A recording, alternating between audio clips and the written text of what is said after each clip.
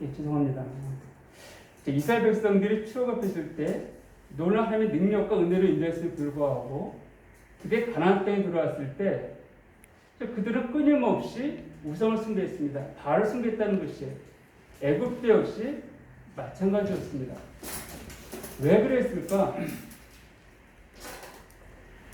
우리가 보기에는 참 이해할 수 없는 일들이에요. 이 하나님, 여호와 하나님만큼 능력 있으신 분이 어디 있는가? 그런데요, 열왕기상 20장 23절을 보게 되어지면 재밌는 표현이 하나 있습니다. 우리 구약성경 열왕기상 20장 23절 좀 이런 말씀이 있는데 제가 읽어드리겠습니다. 아람 왕의 신하들이 왕께 아뢰되 그대의 신은 산의 신이므로 그들이 우리보다 강하였거니와 우리가 만일 평지에서 그들과 싸우면 반드시 그들보다 강할지니라 이렇게 기록되어 있습니다. 자, 무슨 말인가 하면은 아람 왕이 지금 이스라엘을 침공해 왔습니다. 근데 크게 졌어요. 그러니까 이 왕이 신하들을 모아놓고 대책을 가졌습니다. 야, 우리가 왜 졌냐? 이게 많은 군대를 갖고 왔는데 신하가 말하기를 저들이 믿는 신은 산의 신입니다. 그렇기 때문에 우리가 산에서 싸웠으니까 졌지만은 평지에서 싸우면은 우리가 이깁니다. 우리가 믿는 신은 평지 신이기 때문에 그렇습니다. 네. 28절에 보게 되어지면 하나님 말씀하시죠. 중반에 보게 되어지면 여호와는 산의 신이요 골짜기 신은 아니라는도다. 그러므로 내가 이 큰 군대를 다 네 손에 넘기리니 너희는 내가 여호와인 줄 알리라 하셨나이다 합니다. 근데 여기 골짜기라는 표현은 다른 성경을 보게 되어지면 평지로 언급되어 있기도 합니다. 그러니까 하나님 이 아람 사람들이 보기에 여호와는 골짜기 신, 목자들이 양을 치기 위해서 어디에 산의 신, 목자들이 양을 치기 위해서 가는 곳이 바로 산이기 때문에 산의 신이다. 그러니까 농사를 짓기 위해서 어떻게 됩니까? 평지에 있어야 되거든요. 자, 그런데요, 아까 애굽마다 자꾸 멈췄지만은 애굽이 굉장히 부유한 나라였습니다. 왜 그랬는가? 역사적으로 보게 되었으면 나일강에 홍수가 나서 넘치게 되어집니다. 그럼 나일강 주변은요, 홍수가 멈추게 되어지면은 그 비옥한 땅이 되어집니다. 그래서 많은 농산물들을 얻을 수가 있었어요. 이것이 이제 애굽에서 그날에 그 당시에 가장 강력한 나라가 됐던 원동력입니다. 근데 요셉이 총리가 되었을 때 가족을 데리고 와서 뭐라고 말합니까? 야곱한테 말하기를 바로왕을 만났을 때 우리의 하는 일은 목축업을 하십시오. 왜냐하면은 애굽 사람들 보기에 목축업은 별 볼 일 없는 직업이에요. 천한 직업입니다. 만약에 요셉이 그렇게 말하지 않고 야곱한테 우리의 직업은 농사 짓는 사람입니다. 이렇게 말하겠다고 하면은요, 이스라엘 백성들은 고센 땅이 아니라 애굽 전 지역에 퍼져 살았을 것입니다. 왜요?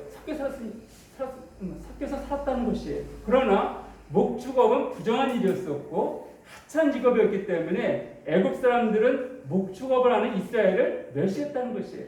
그래서 그들이 따로 고센 땅에서 흩어지지 않고 모아 살 수 있는 계기가 되었습니다. 이처럼 이 당시에는요, 목축업을 하는 사람과 농업하는 사람들의 힘싸움이 있었는데 누가 이겼는가? 당연히 농사였습니다. 이스라엘 백성이 가나안 땅에 들어왔을 때 그 땅은 누가 패권을 잡고 있었는가? 블레셋이었습니다. 우리가 그 당시에 지도를 보게 되어지면 블레셋 쪽은 이 해안 쪽으로 해서요, 평지에 농사 짓기 좋은 곳이 있었습니다. 그 반면에 이스라엘 백성들은 평지가 별로 없어요. 이 험한 산 쪽, 그쪽에 그들이 터를 닦았습니다. 이스라엘 백성들 보기에 블레셋은 이미 철기만 하여 있었고 철상이 있어요. 이스라엘 백성들은 철이 별로 없었습니다. 농사 지으려면은 농기구, 철을 빌려 갔다라고 성경은 말하고 있는데, 이런 이스라엘 사람들 보기에 블레셋은 이미 왕권이 성립되어 있고 아주 잘 사는 나라예요. 근데 이스라엘은 아주 연약한 나라입니다. 우리가 보기에도 메뚜기 같다고 표현하지 않습니까?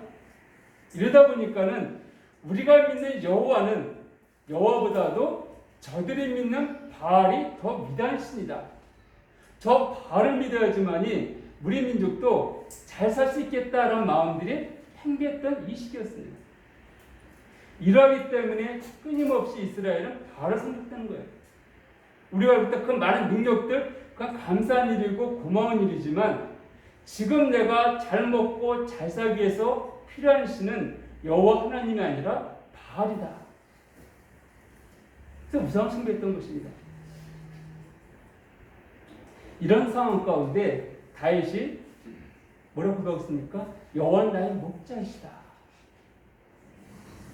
이스라엘 백성들한테도 버림받고 있는 그 여호와를 그 자기의 목자라고 고백하고 있습니다. 우리가 알고 있듯이 시편 23편은 그 다윗이 사울 왕에게 쫓겨 다닐 때 썼던 시라고 알고 있습니다.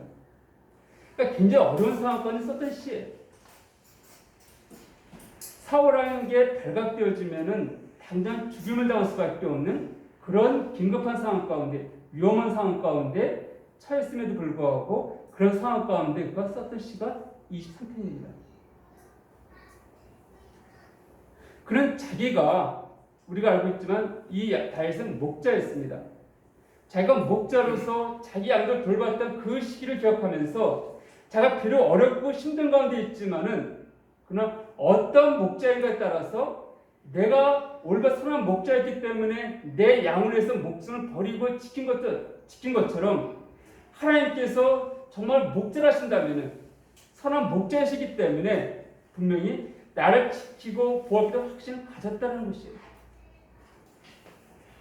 그래서 우리가 이 10편 23편을 보게 되었지만 크게 두 파트로 구분되어지는데 1절부터 3절까지는 이 양이 목자를 바라보면서 내 목자는 어떤 분인가 여기에 대해서 고백하고 있는 것이 1절에서 3절까지입니다. 그리고 4절부터 6절까지는 그 목자가 양인 나를 보기에 내가 어떤 존재인가 이것을 고백하는 게 4절부터 6절까지 있는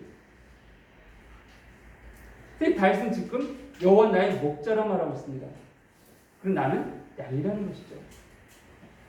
그럼 왜 다윗이 하나님을 목자라고 고백했고 다윗은 양이라고 고백했는가? 처음에 잠깐 말씀드렸지만 하나님께서 나는 목자라고 칭하신 부분들은요 다윗의 이 고백이 있기 전에 없었습니다. 하나님께서 여호수아를 이스라엘 목자로 세우셨다. 한 목자를 세워서 인도에 가시겠다는 말씀은 몇 군데 언급되어 있지만은 내가 너희의 목자이다. 이게 말씀하신 부분은요 다윗의 이 고백이 있기 전까지는 없었습니다. 이후에 에스겔서 30장에 가게 되어지면 그때서야 내가 너희 목자가 되어서 너를 인도하시겠다라고 말씀하신 부분이 있습니다. 그러니까 이전까지는 누구도 하나님 목자 생각하지 않았다는 것이에요. 그러니까 다윗은 하나님 목자라고 하고 있습니다. 네, 내가 목자의 삶을 살아갔기 때문에 그렇다는 것입니다. 그래서 여호와가 나의 목자이시다. 자, 그러면 어떻게 여호와가 다윗의 목자가 되시고 우리가 하나님을 목자라 고백할 수 있겠는가?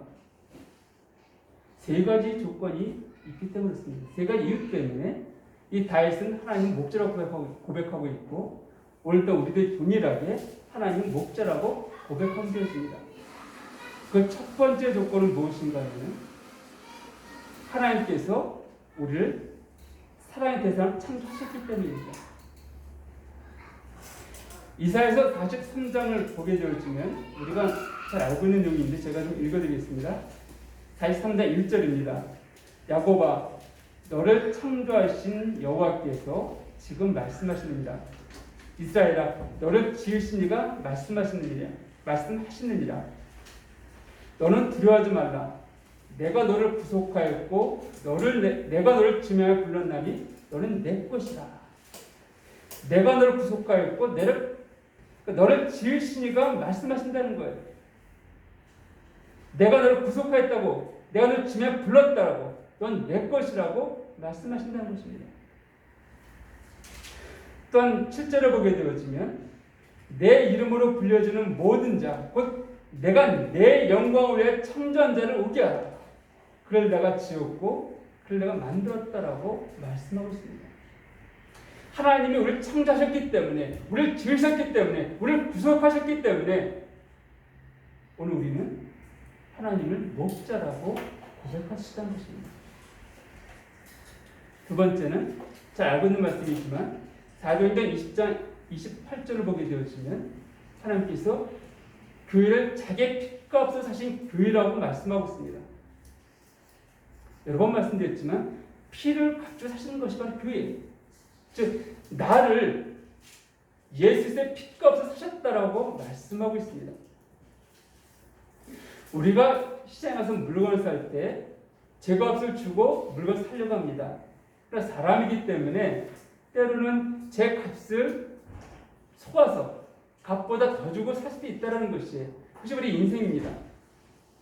그러니까 장사꾼은 어떻게 하면 이것을 정말 잘 속여서 비싸게 팔 것인가? 또 사는 사람은 어떻게 저 물건의 값을 싸게 단가를 후려쳐서 싸게 살 것인가? 긴장감이 있죠. 그래서 속아 사기도 하고 속여 사기도 합니다.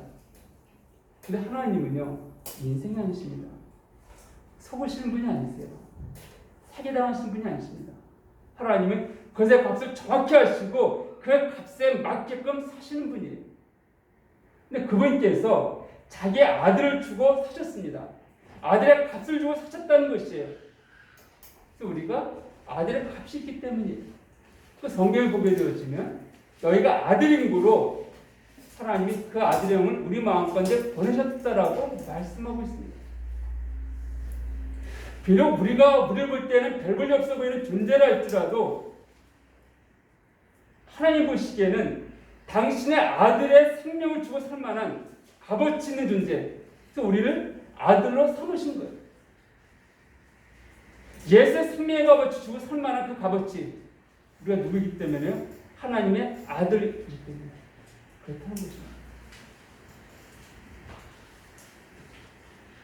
때때로 우리가 우리의 모습 볼 때, 또 사람들이 우리의 모습 볼 때, 우리는 내세울 없어 보입니다. 근데 하나님은 우리 어떤 존재인지 아십니다. 옛날에 암용어사를 보게 되어지면 한 그 고을도 돌아다니죠. 어떻게 다닙니까? 허름하게 옷 입고 다니고 얻어먹기도 하고 이럽니다. 그러면은 그 고을에 뭐 사또가 악덕 사또일 수도 있고 착한 사또일 수도 있지만은 어쨌든 그 고을 수령부터 시작해서 맨 밑에 있는 백성들까지 이 암용어사의 신분을 모릅니다. 그러니까 어떻게 합니까? 멸시하고 천대하고 이러기도 해요. 그래, 이 암행어사가 누구한테 인정받고 있습니까? 왕한테 인정받는 자예요. 이 암행어사 만났던 사람 중에 그 누구도 왕의 얼굴을 대할 수 없지만은 이 암행어사는 자기가 원하기만 하면 왕의 얼굴을 대할 수 있는 자입니다. 자기는 마패가 있어요. 이 마패가 끊어내게 되어지면 모든 사람들이 자기 발 앞에 무릎 꿇을 수밖에 없는 그런 존재라는 것입니다. 우리가 바로 그런 존재예요. 비록 이 세대 사람들이 나를 인정해주지 않고 나를 알아주지 못한다 할지라도 누가 알아주고 계십니까? 만왕의 왕이시고 만주의 주이신 하나님께서 너는 내 아들이다라고 말씀하고 있다는 거예요. 너는 나와 함께 음식을 나눌 자라고 말씀하고 있습니다. 너는 내 영광을 입은 자라고 말씀하는 것이 무엇이 더 필요할까요? 그분이 나를 아들의 핏값 사셨기 때문에, 그래서 우리의 아들로 삼으셨기 때문에 우리 하나님을 나의 아버지라고 고백하며 하나님을 나의 목자라고 고백합니다. 그리고습니다. 세 번째는요, 이 목자가 양들을 대할 때 끝까지 대하기 때문입니다. 포기하지 않기 때문입니다. 요한복음 10장에 보게 되었으면 사꾼 목자에 대해서 지금 말씀하고 있습니다. 근데 이게 사꾼 목자니까는 우리가 왜 사꾼 목자가 생기는가? 아니, 목자라 한다면 다들 뭐 자기 양을 잘 돌보기 원할 터인데 왜 사꾼 목자가 생기는가 생각이 되어지는데요. 양들을 키울 때 주인이 혼자 다 관리하지 못할 때가 있고 이런저런 사정 때문에 돈을 주고 목자를 고용할 때가 있습니다. 그래서 그 목자가 양을 돌보게 되어지는데 이 양을 돌보려고 한다면은 그러니까 산 위로 올라가게 되어지고 험난한 절벽 뭐 이렇게 계곡 나중에 살펴보겠지만은 골짜기도 다니고 막 이렇게 있다 보면은 골짜기에서 발을 헛디뎌 갖고 떨어져 죽는 양도 있고 또 맹수가 와서 뭐 자기 밥으로다가 물어가는 양들도 생기게 되어지고 이렇습니다. 그래서 그 양의 주인과 이 사건의 돈 받고 사는 그 목자가 계약을 맺을 때 이 당시 한 20% 정도의 손해는 서로 감수하는 것으로, 즉 50마리의 양을 맡기면은 그게 10마리 정도는 내가 잃어버려도 된다. 40마리만 잘 지켜라. 이렇게 계약을 맺는다고 합니다. 그래도 손해가 안 되는 것이요. 이 주인은 이 양들이 보통 이제 50마리 한다면 순양이 뭐 서너 마리, 네다섯 마리 되어지고 나머지가 암양인데 안에 새끼를 베어서 새끼를 낳게 되어지거든요. 한 번 낳을 때 한 마리에서 두 마리 정도 낳는다고 합니다. 그러니까 한 마리씩만 낳아도요. 아까 50마리 중에 10마리가 뭐 없어져. 40마리 중에 35마리가 암양입니다. 이 암양이 한 마리씩만 낳아도 35마리예요. 그 10마리 빼도 40마리에서 35마리 더하게 되어지면 75마리잖아요. 거기다 이제 이 사건 목자니 삭을 줘야 되니까 10마리 준다 하더라도 15마리에서 20마리 이상 남습니다.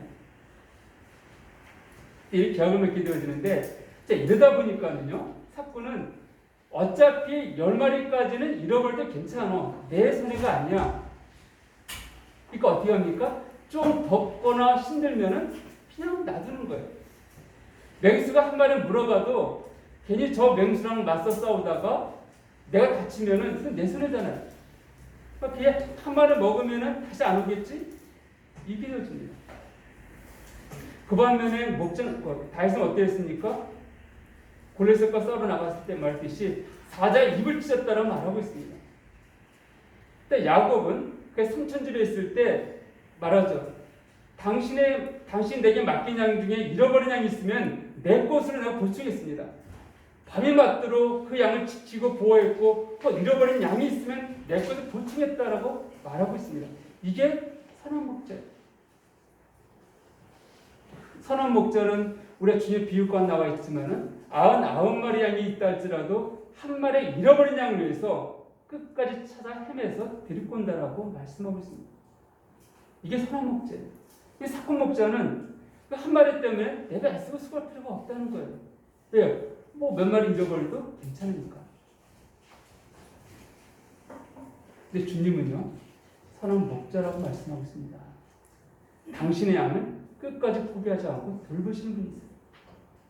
요한복음 13장 1절을 보게 되어지면 이 땅에는 자기 사람들 사랑하시되 끝까지 사랑하셨다라고 성경은 말씀하고 있습니다. 끝까지 사랑하시는 분, 끝까지 나를 포기하지 않으시는 분, 나의 어떠함에 관계없이 내가 나의 삶을 바라볼 때 형편없고 정말 사랑받을 만한 값어치가 없어 보이는 그런 존재 같다 할지라도 그분께서 나를 사랑하셨고 나를 위해 당신의 아들의 핏값을 주셨기 때문에 그 핏값으로 사셨기 때문에 나를 끝까지 포기하지 않고 붙드시는 분, 그분이 바로 여호와 하나님이십니다. 우리는 그분에 대해서 여호와 나의 목자다, 선한 목자라고 고백할 수가 있는 것입니다. 여호와 나의 목자신 때 어떻게 되십니까? 내게 부족함이 없으리로다라고 고백하고 있습니다.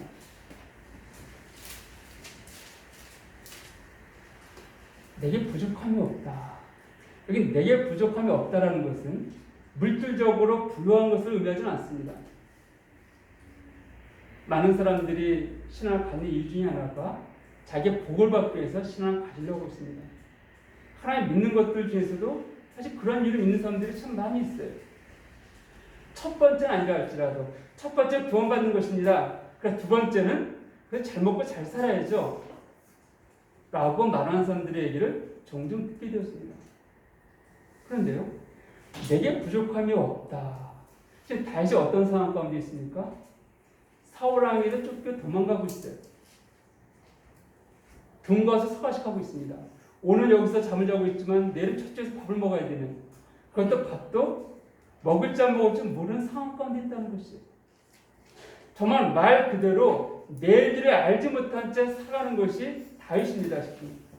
그런 그가 내게 부족함이 없다라고 말하고 있는 것이에요. 우리가 보면 이해할 수가 없습니다. 또 당장 오늘 밤 어디서 잘 거야? 잘 데가 없어요. 또 내일 아침 뭘 먹을 거야? 아침에 가봐야 됩니다. 이런 상황 가운데 있는 다윗이 내게 부족함이 없다, 이 고백하는 것이에요. 근데 결코 물질적인 것을 의미하지는 않는다는 것을 우리가 알 수가 있습니다. 오히려 요한계시록 3장 17절을 보게 되어지면 나는 부자다, 부여에 부족한 점 없다는 자들 향하여 뭐라 말씀하십니까? 네 가려는 것과 공부할 것과 가난한 것과 벌거벗은 것을 알라고 말씀하고 있습니다. 알라는 것이에요.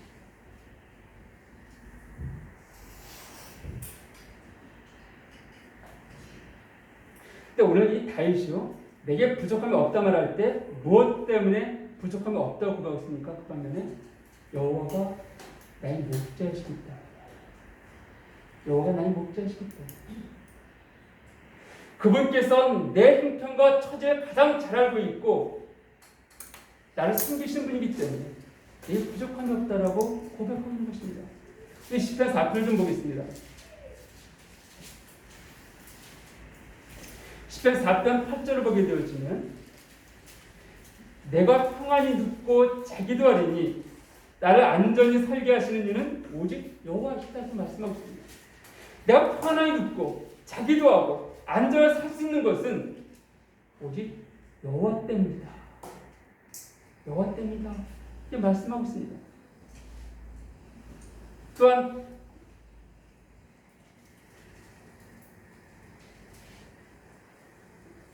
또 다른 시편을 보게 되어지면은 이렇게 말씀하고 있죠.